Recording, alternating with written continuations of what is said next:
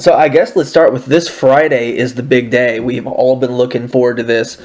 You guys longer than me, obviously. You guys have been working on this record for a while. I've been looking forward to this Friday for a couple months now when I first heard the record. But Farewell to Midnight is out this Friday, March 17th. Yes. Throughout this journey from the beginning to now, what does it mean to finally have this record out in the fans' hands? I mean, obviously some fans have it and have heard some songs after they, being PledgeMusic contributors. I'm one of the media people that have had the pleasure of hearing it, but for the general public to be able to hear this record, buy it, have it in their hands, the physical copies, what's this mean to you guys? Yeah, I'll take this first. I'll let Robert. We have obviously a little bit of a different kind of perspective on some things, but for me, a lot of validation, kind of the gifting I think that I have. When I came into the music industry, this is kind of what I always wanted to do. And the journey with We As Human was awesome. It was a really great experience, but I always felt like I had this in me, Okay. So the whole time I was doing the We As Human record, I was always thinking like I'd rather be able to have a lot more creative control. And that's nothing against, We As Human and the way that album was approached. It was a different machine. Jake and I joined the band as kind of like new members. And after they'd already been established and had a couple of singles in Christian radio, nothing in the scope of like mainstream success. That was all just kind of happening, but it all happened right as we joined. So we never really kind of found out like, who are we as writers in this project? Right, we were all just trying to figure out what our future looked like, what we were going to do. And I think some of that kind of came out when, they do a lot of songwriting, co-writing, where they send the front man or the representative of the group out to go and do co-writes and stuff. I know Jake and I always were envious to some degree of that. And we did contribute quite a bit as far as arrangements and writing and stuff, but we weren't really as integral to that as, Justin was with some of the other guys that he wrote with. And I think that, we would have probably stepped it up and had a lot more control in that department. But when you're in an industry situation, there's a lot of people involved. There's a lot of, you've got labels, you've got managers, you've got people that are all predicting what the styles are coming, and going, what's the next thing and the next talking point and topic for a song, and all that kind of stuff comes into play. With this project, for me, it was perfect because it was just like, hey, this is my best buds in a room going for it, Right. Like, we got to bring it out, and there was a lot of material to talk about. So, but to actually do it, I mean, and there was no other producers, nobody else mixed it. Like, we all sweated it out in a room, And for me, it was a lot of work, but it was a huge accomplishment. So, yeah, definitely very validating as an artist. Robert? Yeah. Oh, dude, it's totally like it's like spending months building the ark, and now the flood's gonna happen. All right, I like that. It all came together for a reason. That's awesome. So it's now like, I mean, we had the bloody hands from hammering in nails and holding wood up and trying to wrangle all these animals, and now that they're all on the boat, we're like, all right, where's this rain? And now we're starting to see like the clouds in the horizon, and we're like, here comes the flood. This is gonna happen. So for me, it's just like this huge sign of relief and redemption for that purpose. Like, this is gonna happen. And my whole professional music career has been on the other side of the glass in the studio. So it's kind of cool to not be a puppet master this time, but actually be with the other guys and be creative and start from the ground up with these songs rather than taking any pre-existing ideas. We're just kind of getting in a room and knocking it out. And now we get to see what people think of it. Awesome. And I got to hit some drums, so that's always fun. There we go. Robert, I wanted to ask, I mean, obviously, Justin and Jake, we know how you guys were involved and came to be involved with the project. Robert, how did you get involved with Justin and Jake in As We Ascend, and how did you come to be involved with all of this stuff? Man, I heard about the project, and there was a buzz about it already, that a couple of guys from We As Human are doing a new project now, and I'd become friends with them.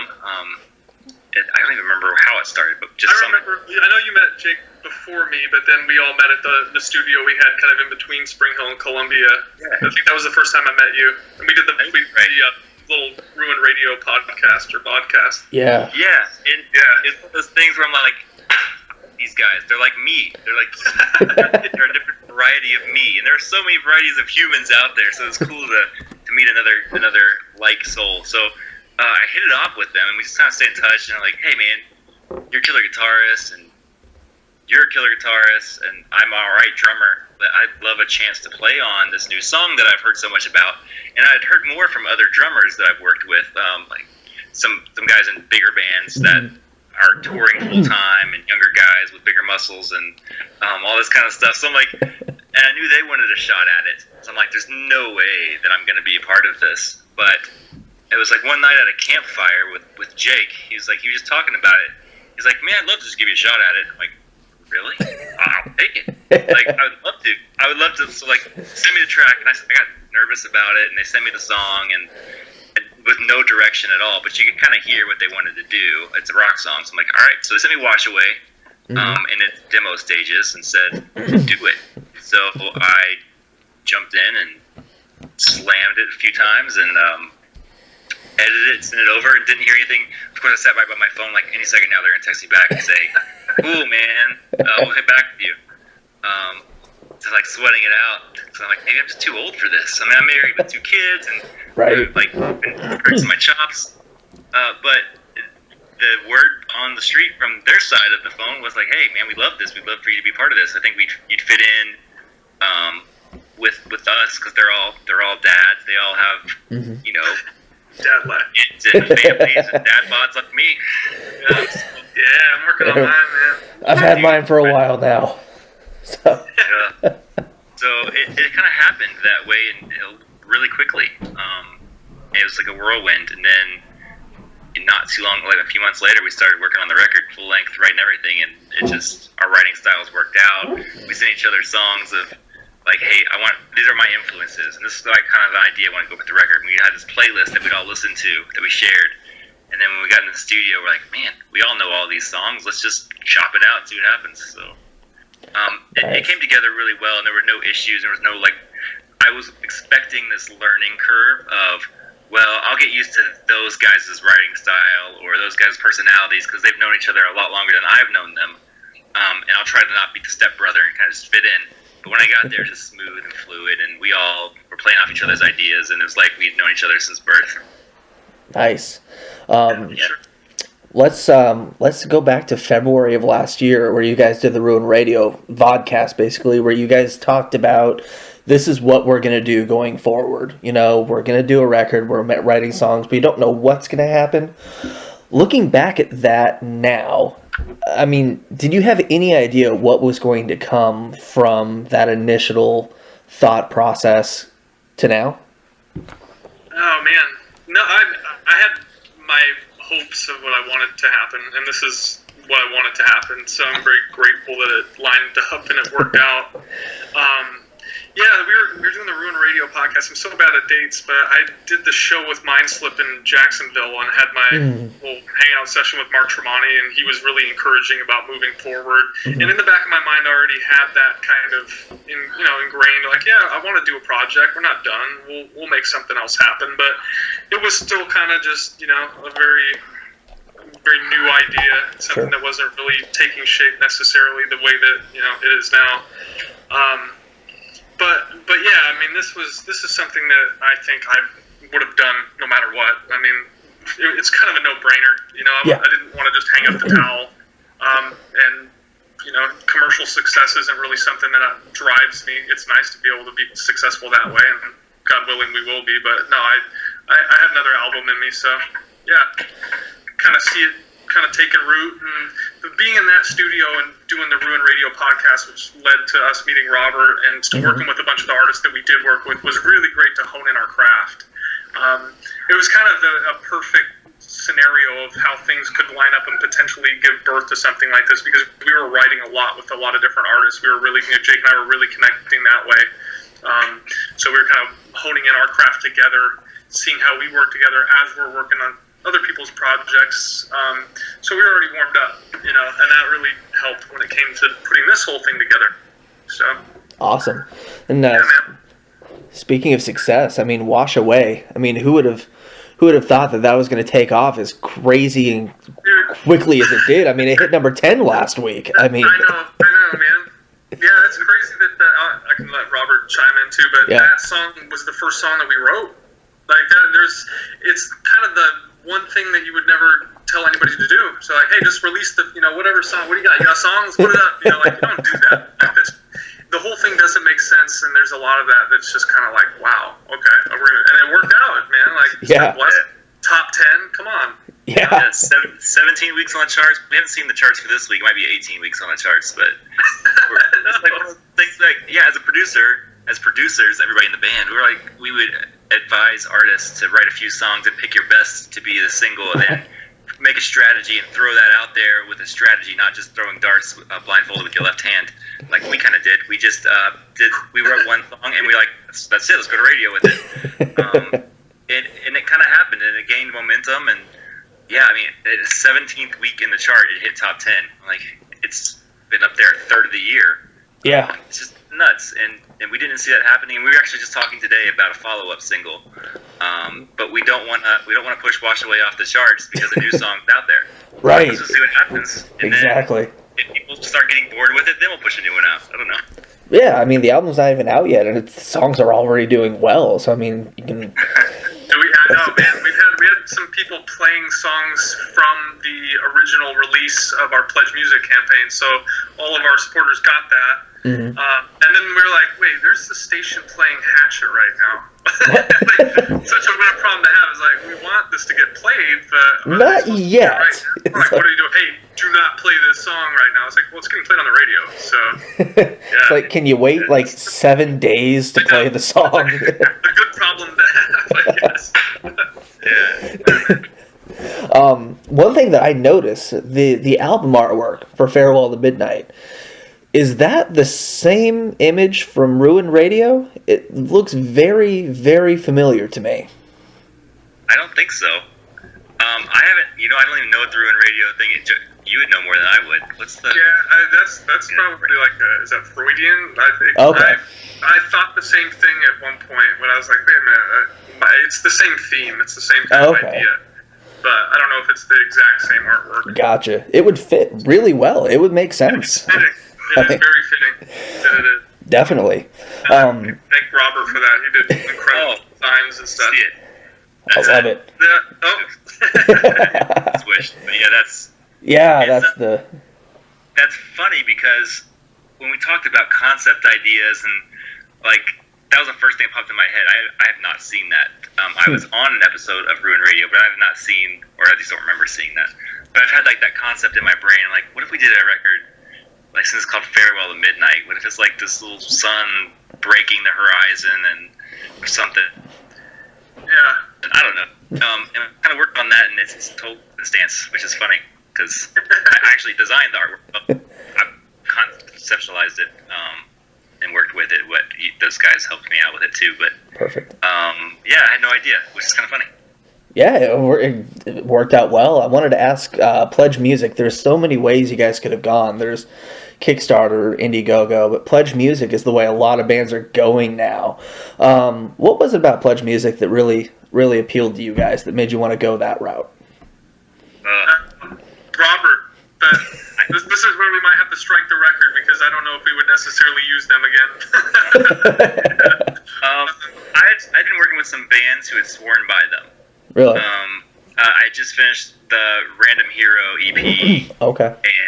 And so they were like, man, PledgeMusic's where it's at. They're talking about sending us to all these mailing lists and putting us on the front page and email blasting, and they're even going to fund us before we're done funding so we can finish this record. Like all these, I don't want to say promises, but all this conversation happened. Right. Like, those sound like nice guys. Like, and you're actually talking to people. It's not like your number and email in and get the case number and all that stuff. It's like they call you on the phone, they want to screen you, all this kind of stuff. Like, that's cool. I respect that. So while everybody was on good terms, we're like, hey, I've heard good things about PledgeMusic. Let's do it. And the guy who didn't have any experience with any other platforms, let's just do it. So we did, and or had minimal experience with other one. And then we started hearing similar stories from other bands that maybe it wasn't all it was cracked up to be, and bad advice from PledgeMusic themselves. So the reason we went with them, to answer your question, is because they've worked with some other bands that we like and that we respect, and huge artists have used them. So we're like, this is all about music. This is not all about like, hey, I invented a new toilet seat cover, or hey, I need to put food in my dog's dish tonight, so can someone donate $10? It was just like, hey, we want to make a record, and that's what all of their pledges were pretty much for. So, like, hey, that's got to be our platform. Yeah. What do we do again? I don't know.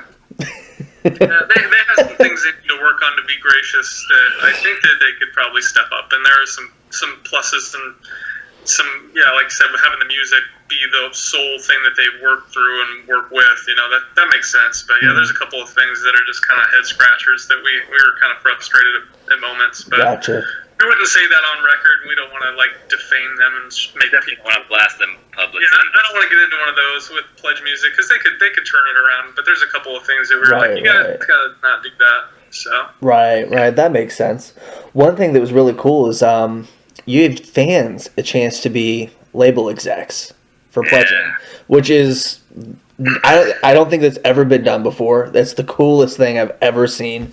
How'd you guys come up with that idea, and how overwhelming was the amount of people? I saw a Facebook post that it was taking a while to get all the names. Yeah, we ended up with between 150 160 label executives. Yeah, I think it was 163. That's awesome. Okay, so more than 160. And we named as many as we could who would reply back for correct spelling of your names in the record. So if you buy a physical copy of the CD or get one, all those names are listed. As promised. Yes, you pick up the CD, you see nothing but names. That's awesome. And I would think, as a fan of music, I would love to see my name in a record that I, invested in, both monetarily and opinionatedly. Yeah. So I'll let Justin cover how he came up with the idea in a second because I don't remember. But I do know that, from our point of view, at first we're like, what did we just do?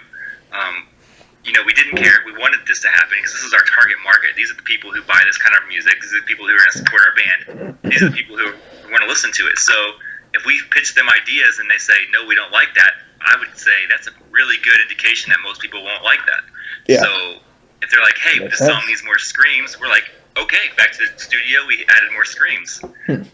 So we let the people buying our music, or who would buy our music, dictate what goes into the music that people will buy. And so it worked out. And so we had a private Dropbox, we had a private Facebook page where we communicated and stayed in touch with everybody, and we fed ideas to them. We took their ideas. Even right now, if you got onto the private Facebook page for our label executives, they're posting photos for countdowns to this record. That's so awesome. Everybody share them through Absolutely. People are asking, hey, does anybody, they're like, what are your thoughts on this song? Oh, does this song ever remind you of anybody? Or all this kind of stuff is going on. And it's cool to chime in and see this conversation going on because they're introducing themselves to each other with a common bond of As We Ascend. That's awesome. It was cool. It was cool. I don't remember how we came up with that idea. Do you? Man, and this is terrible, but I'm thinking about it. Suicide Silence would have had a lot better time with their album if they would have done what we did with this one before. Oh my God, yes, that response is just, I've never seen a band implode like that, but if they would have had some label executive, they might have been able to come out of that hole. Yeah. We had been doing this. I want to take credit for it, but Jake will probably slap me and be like, it was my idea. I know that we had some harebrained schemes going, but we knew that we were going to try to pull off something like this. So we wanted to completely let the fans take it and go with it. And really, just kind of build a family, build something that's tighter than just, because that's, really, the bands that survive now are the bands that are the most connected with their fans. Yeah. So it's just kind of a natural, if we don't, if people aren't involved with this, it's over, we're done. We can just release it and we'll fade away into the sunset. But we did the name the band thing. That's what really started it. Why don't we let them name the band? And there was just lists and voting, and then they picked As We Ascend from 6 different names. Farewell to Midnight was one of the names. I think I came up with that. A guy named Justin Horner came up with As We Ascend, and that one kind of slipped through, and then we saw it. We're like, wait, that's really cool. Let's put that. And then the fans just loved it. So, and then somewhere from that point on, I think that's when I had probably a 2 a.m. moment of clarity.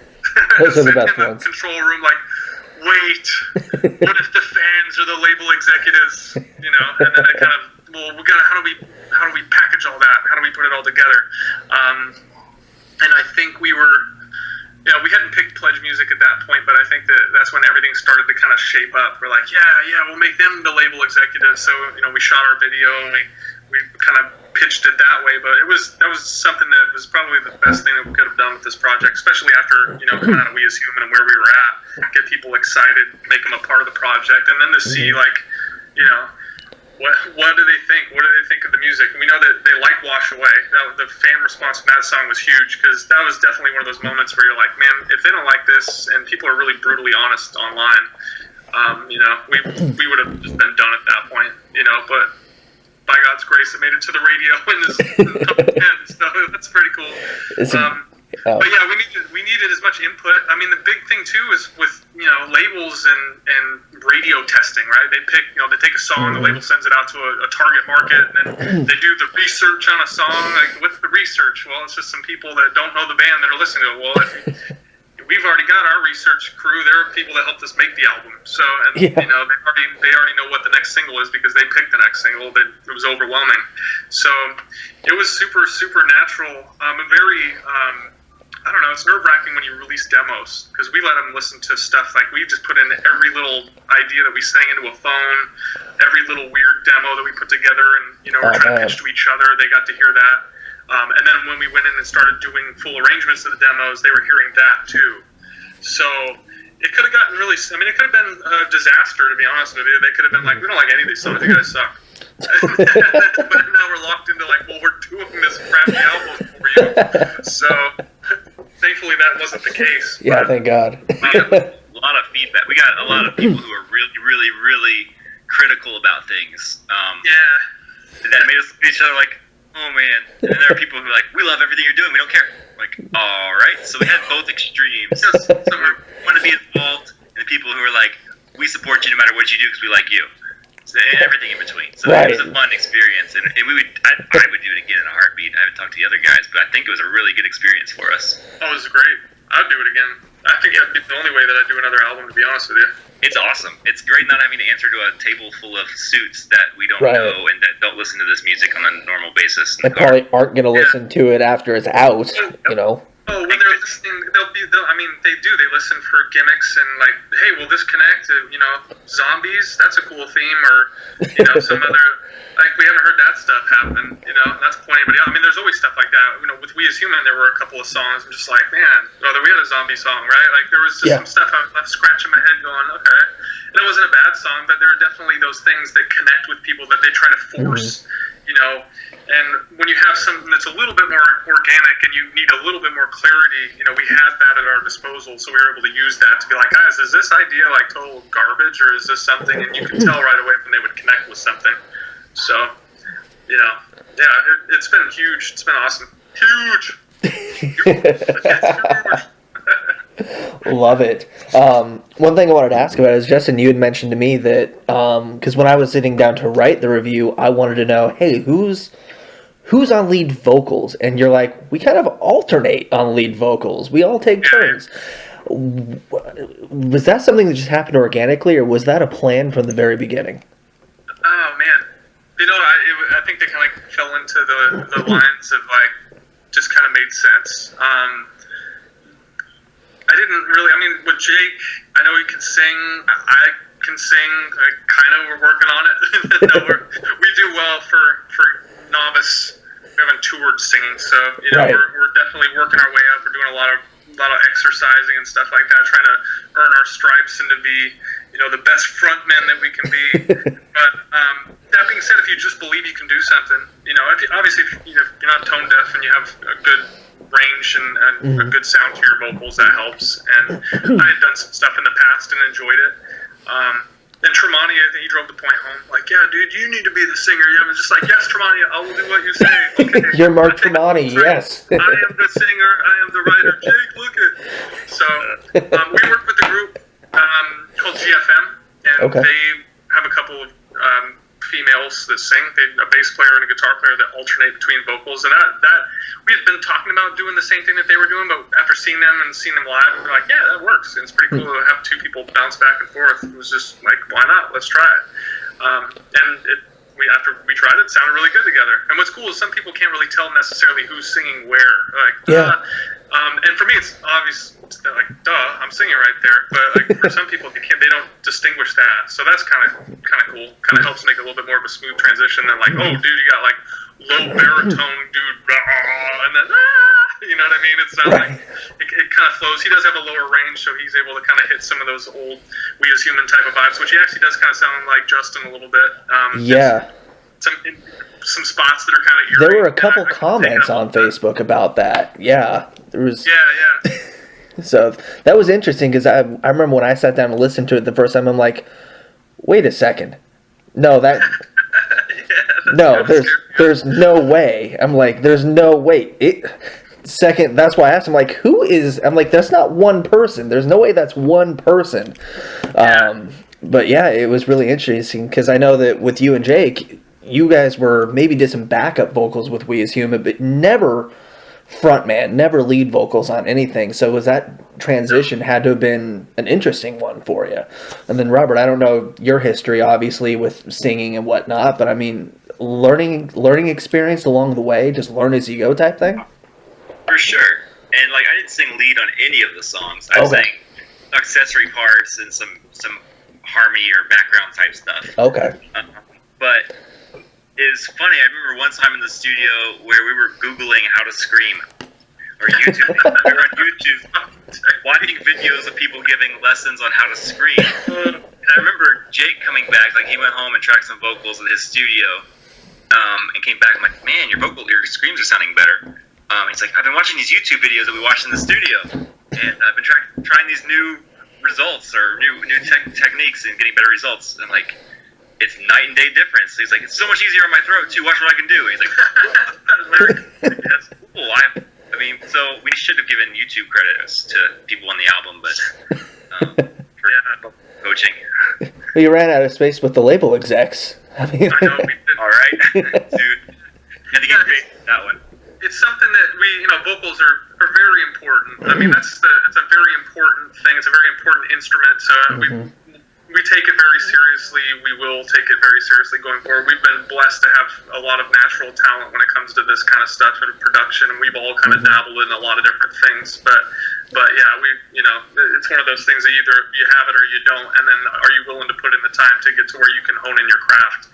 And one of the guys that, for me, there's a couple of guys, but one of my favorite male rock vocalists, a guy named Ian Thornley, who sings. He had his Thornley Project, but before that he had Big Wreck, and he's now back with Big Wreck doing some stuff. Oh, okay.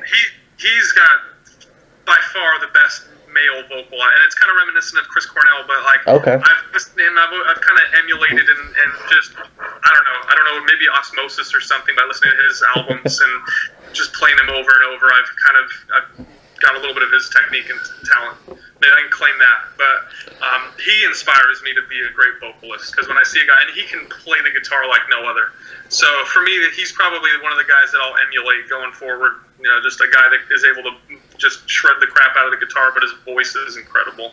So not that I have his vocal skills, but if I can have a tenth of his vocal skills, I'll be all right. Right. You guys do pretty much everything is DIY this time around. I mean, obviously you guys have done the big label, the Atlantic Records, which I would assume is one of the biggest reasons you wanted to do everything on your own this time around. What are some of the challenges of doing everything independently as opposed to having a record label behind you? Man, I'll speak right now into this because we're in the middle of it. One thing being, and this is a small aspect, there's so many aspects in this, but one of it, just a small little chunk being fulfilling these pledge orders. We don't have anybody like telling us, hey, you guys need to do this at this time. Hey, remember this came from these vinyl records will take 3 months to get pressed, so order those now so they'll be here in time for all these other things. Like, we have no structure to that. It's Jake and Justin and I going, hey, what about those? Oh, yeah, we need to order that. Oh, we need to send those out. How do we even print labels for this? Do we put them all in one bag and then weigh it, then print them off? So it's running around with like chickens with their heads cut off for that. And then it's like scheduling interviews like this one, handling booking requests, managing all our social media accounts and people asking questions that just some slip under the rug. Like, we just miss them. Because we've got so much going on. We all three have our wife's kids and jobs or whatever you want to call them that we're doing all day, and then it's just like someone's like, hey, did you get our email? Like, oh crap, and then we'll screenshot it and send it to each other on text. Like, anybody reply to this? No? Okay, I'll handle it. And so it's stuff where normally a label would say, hey, here's gonna be your person handling booking stuff. We're gonna handle all the promotions for this. Like, we're doing it all. We have Chad and the Vital Records team helping us out with distribution and our publishing side of things, which is a huge relief. But still, all the day-to-day stuff is being in a band, scheduling and talking to people and handling communication, socials, and all that stuff is all on us, in addition to the stuff we do every day anyway. Gotcha. So that to us is huge. Obviously, doing it ourselves, we don't have the financial advancement that you would with a record label, but we kind of don't need it right now. Right. I mean, we could do 9-day different things and reach a lot more people with it.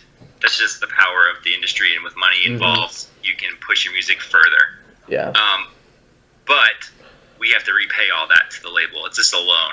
So without that label, any money we spend, it's going towards this ministry and pushing our music as far as it goes, whether it be three doors down, no pun intended, or like across the world. And then we get our name and our music out there to the people who it reaches, and then we don't have to turn around and pay back a label for it and hope that we make that money back. Making income off of this and making a living off of this would be great. We're not expecting anything, and we're not doing it for the money. So, I mean, any kind of residuals that happen out of it are going to be a huge blessing to us. But that having a label would change a lot of that. Well, obviously, yeah.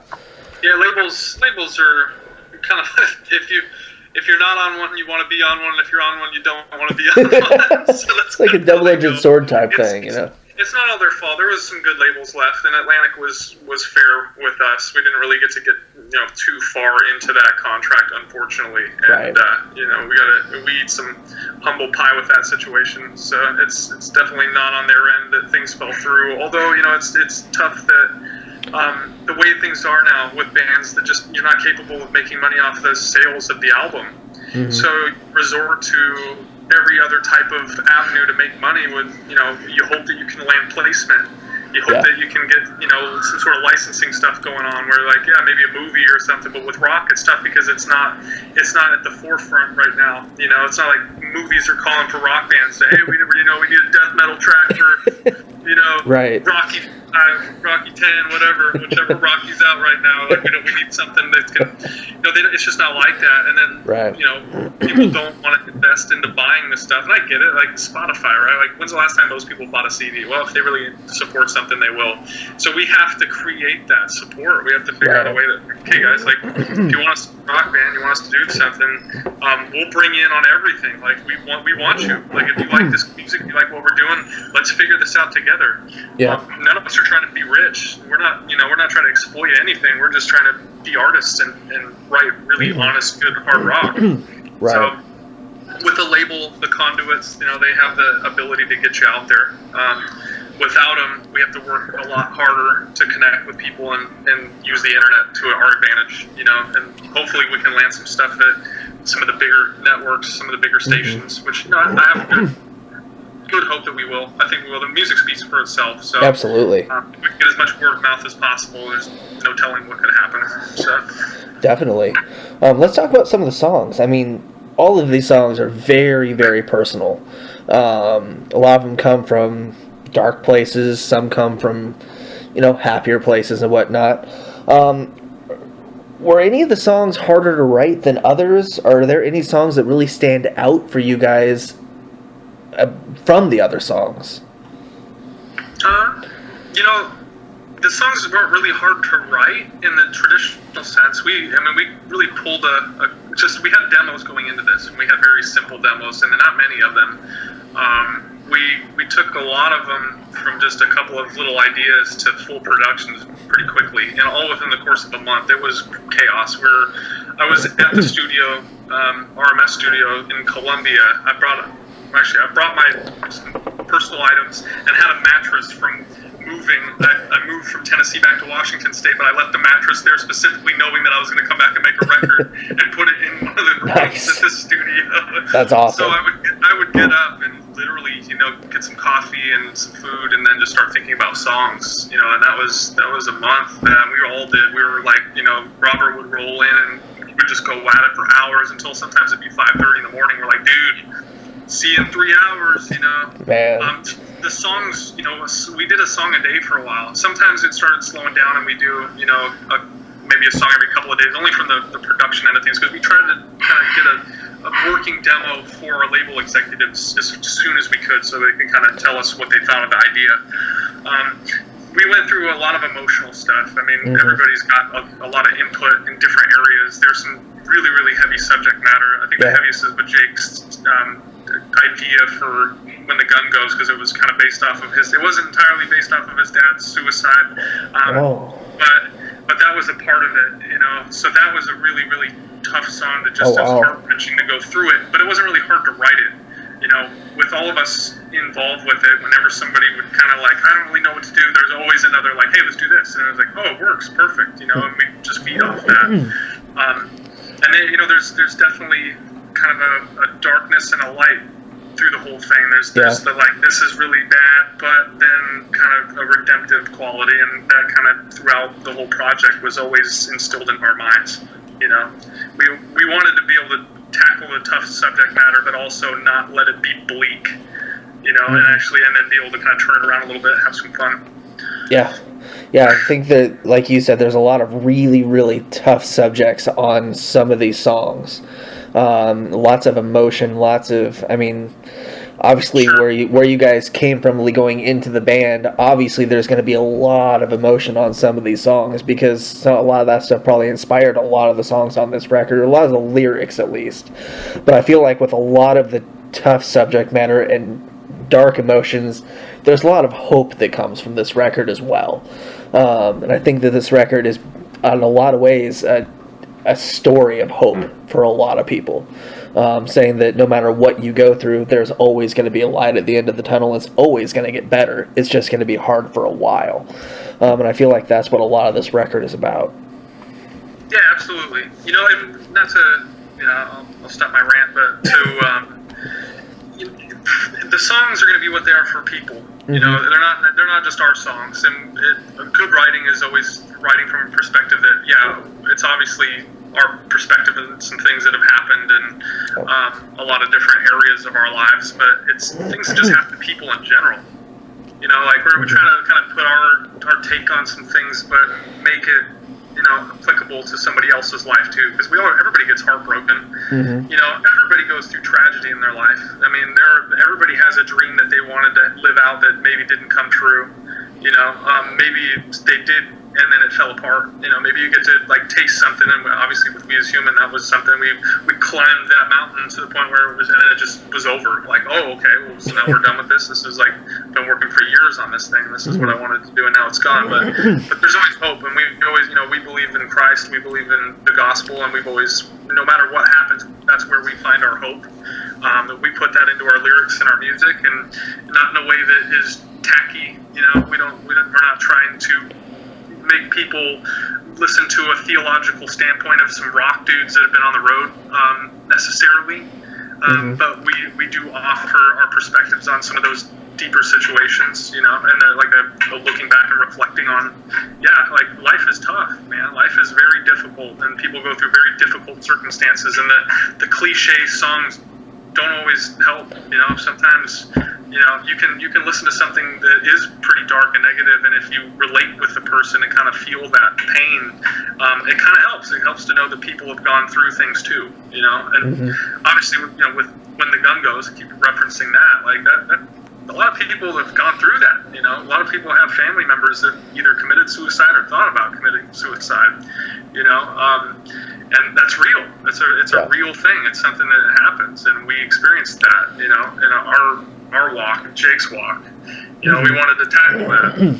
Yeah. And so we were definitely willing to put ourselves out there and be very transparent and vulnerable. So. And we feel like we made something that was honest doing it. So. Yeah. Speaking of When the Gun Goes, that song took me a couple extra times to listen to all the way through, because for some reason, when I got the track listing, I thought the song was called When the Sun Goes. And I got really confused about halfway through. And then I had to listen. I was like, there is no sun on this song whatsoever. Then I listened to it again. I was like, oh, okay, yeah, got it. This is a good song. I was like... I was also at work, too, so I didn't have it up horribly loud because I was at work at my desk, so... I'm like, what? Oh, okay, got it. One thing that's really cool about this record is you've got a couple guests. You got Brad Arnold from Three Doors Down. You've got Zach Myers from Shinedown on this album. How did those relationships come about with their appearances on this record? Oh, jeez. I sent a message. I've known Zach. I've been Shinedown guys for a while. So when we were thinking about who do we want on our record, and because the three of us have worked with so many different bands in so many different ways and have relationships and friendships with a lot of people, we didn't want to hurt people's feelings for not including them on the record because some people were asking, and then we didn't want to offend other people by not asking them, and we didn't want to have like a whole record of like a million different people making an orchestra, like every song. Right. I mean, because it's not you guys in the end. We decided against that orchestra. That's so good. So we decided, like, it's still As We Ascend, but who could we get that would not have a problem being on a record that's, not afraid to share faith and faith-based concepts like we do, and B, bring something to the table that people would respect and want to listen to, like people who are relevant, people who are respected in the industry. So we're like, okay, let's get a rock guy. So we thought of, let's see what Zach would do, what he would charge to be on this record. He said, man, I won't charge anything, I want to do it. So we're like, oh, nice. Right? So that's cool. And then, so I had that relationship with them. I think the other guys have known him too. I might know him a little more personally, just to be able to ask without feeling weird. Right. And I don't know, did you guys do a show? You guys did a tour with them. We did, the Carnival Madness. Yeah. So we had some interaction with them. Super nice guys. Zach is a great guitar player, really great dude. All those guys are super awesome, great musicians. Mm-hmm. We love Shinedown. And to be honest with you, like the song "State of My Head" was one of the songs that really inspired End of Me. So it was almost surreal. It was like one of those, if we could make this happen, that would be absolutely insane. Because the song, it wasn't a blatant rip-off. We didn't like go and steal charts and be like, hey, okay, so they do the whole pre-chorus thing right there, like 2 bars, we gotta do that. Like, not like that. We wanted to capture the vibe, because this song is so good. Their last album was so good. Yeah. So we definitely had that in mind. So it was perfect. It was the perfect cameo, guest guitar solo for that song. So it just happened. With Brad, Jake knows Brad. I haven't actually officially met him in person, I don't think. Maybe I might have been passing on the road, but Jake is really good friends with those guys. Awesome. So, and that was a really fitting song to have Brad. Right.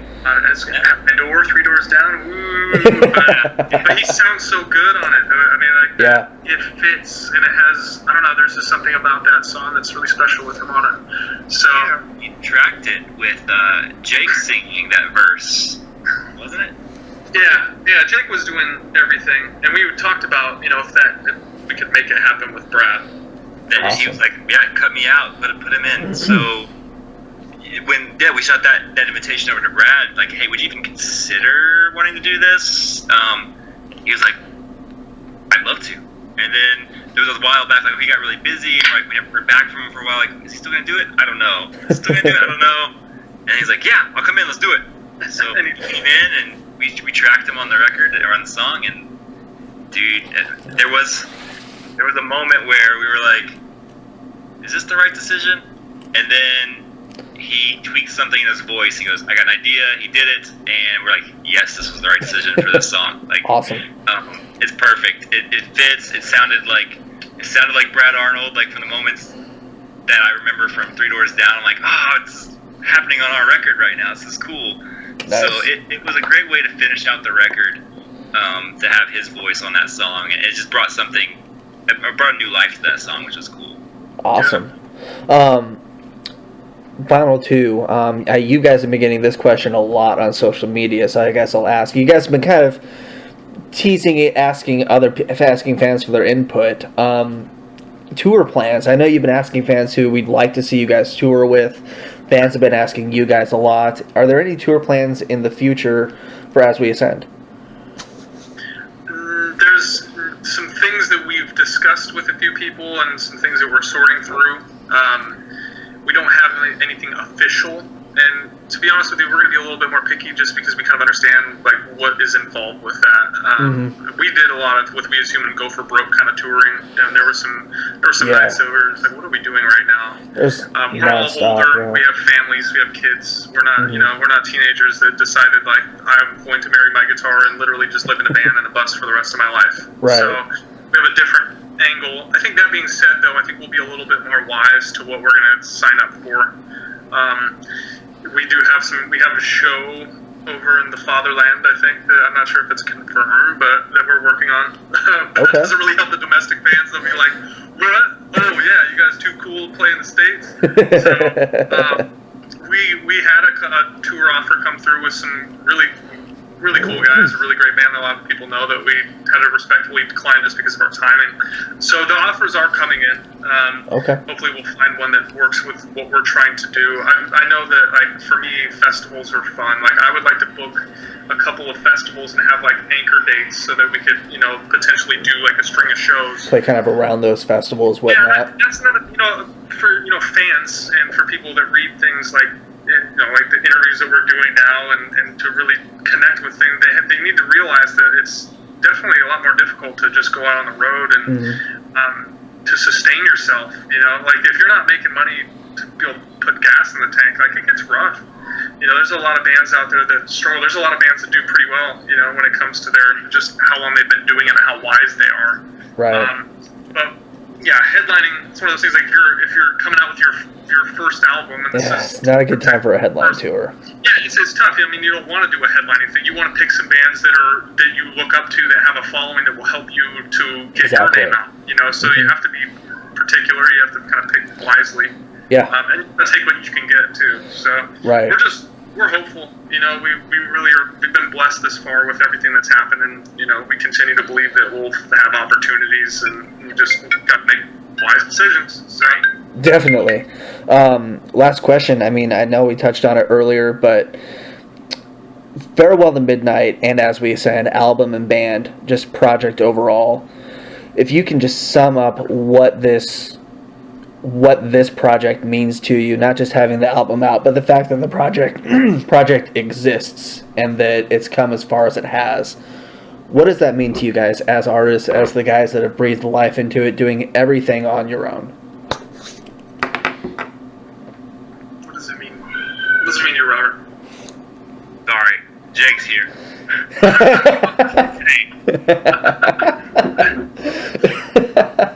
right, we're gonna answer all these questions again, Jake. All right, let's start from the top. It's gonna take an hour to download.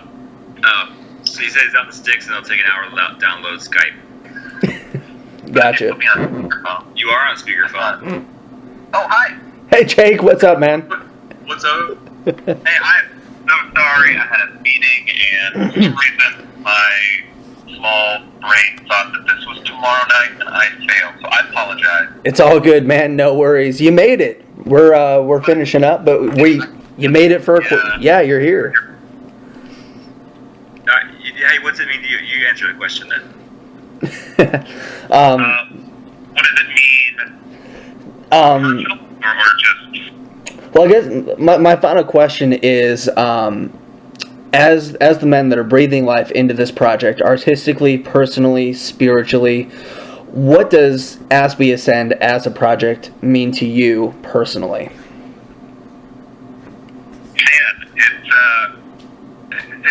It really means a lot. There are, in fact, the gentleman I was just speaking to is a wonderful friend. He's a spiritual, kind of a counselor for me, and he's also a prolific songwriter in the Christian music industry, and this is something that we were just talking about. Because, on a very, very, very personal level, it's a second chance that most musicians, artists never get. have done what we've done as we as humans, and then for that to fall away and then get to come back and do something special, but not just it's not just any project. We got to, as you said, produce it. We got to write it and have our hands kind of all over it. And so, it's a second chance, but it's also an opportunity for us to say exactly what we want to say. And stepping into it, we all agreed we're not going to pull any punches. We're going to put out the message exactly as it should be, and not sugarcoat it or try to get it on the radio or try to make everyone love it. It's life. It's ugly and nasty, and it gets dirty, and at the same time it's beautiful and heavy.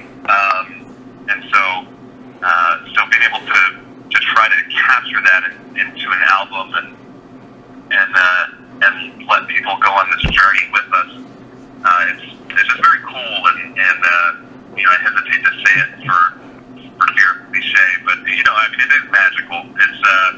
It's nothing I thought I would ever get to do in this capacity, and we did it. And it's not without the support of amazing fans, and most importantly, without the support of God just carrying us along the whole way. Awesome.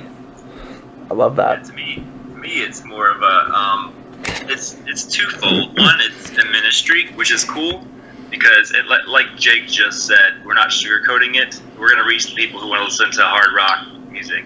We're going to reach the people who maybe Amy Grant is not their thing, or Stephen Curtis Chapman is not their thing. So if they're going to listen to hard rock music, I'd rather them listen to something that might inspire them to not pull a trigger or not insert a needle into their veins or something like that, which is what our music is doing. I hope it does. So I think that's my first facet of this. The second one is it's an escape for me. Like I spoke on earlier, I've always been the puppeteer and said, hey, take your ideas and make it better. As a producer to a band, I only have so much control. I have a lot of control over it, but it's not my idea from the ground up. So this, I get to compose, I get to be creative, and I get to do it with two guys that I love. These are my family now, and I get to be a part of this camaraderie with them and create music, which is my passion. It's my talent that I've had since as long as I can remember, and that's all I've ever wanted to do with my life is music. So now I get to incorporate it with two other men that share the same vision. Awesome. Yeah. How do you top that? I'll just copy that and paste it. It is, man. It's what? Jake talking? Jake, were you talking? Oh, I was going to add one more note. It is rock and roll, and something else just about rock in general is and I've heard it a million times from rock fans, about rock becoming commercial. And that was something else we intentionally did going into this, was saying, okay, where did rock start? Why was rock born?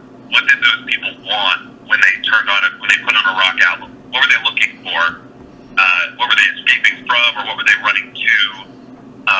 Because now because there's just no money to be had in the industry. Everybody works so hard to write just the right rock songs. They're looking at the pie charts and saying, oh, well, if you write a song about this or put these words in it, But when rock first came around, it was not that at all. It was saying, forget those guys, forget all that.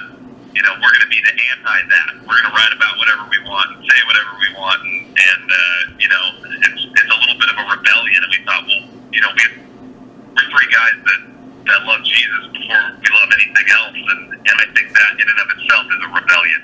And how can we make that? I think just the story of Christ is the biggest rock story of all time. Anyway, I just wanted to drop that in there and say that is also something that this album is for me, and I think for us as well. Definitely. Yeah, I agree with all that. Yeah, it is. It's everything that they just said. I mean, we love rock.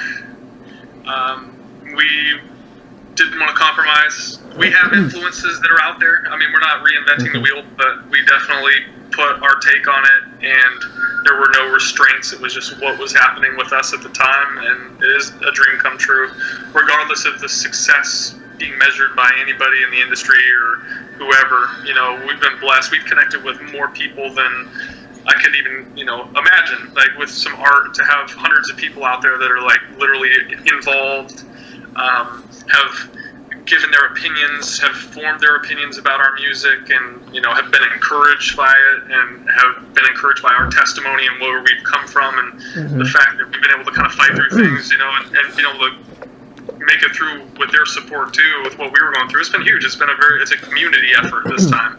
So I think that's the biggest thing, is building a community that's made it so special for us. So yeah, I can't wait to see what happens, man. I hope it's received well and it does what it's supposed to do. Definitely. I mean, you guys take us on a journey. You guys put us in your shoes.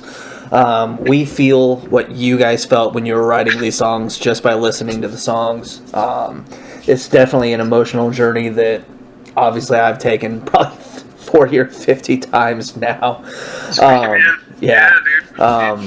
Guys, thank you so much for taking time tonight. It's been great. I mean, I think I saw you guys with We As Human 15 times between 2011 to 15, so it's nice, man. Yeah, dude. We appreciate it. Yeah. We've been spending time with you and doing interviews, and definitely. We look forward to more in the future and having you out at some shows. Definitely. It's good to have you guys back. I'm so glad you guys are continuing on, and I think this album's going to do some fun, some special stuff. And guys, hopefully we can see you down the road. I know we will at some point, and let's all strap in for the ride. All right, man. Doing it.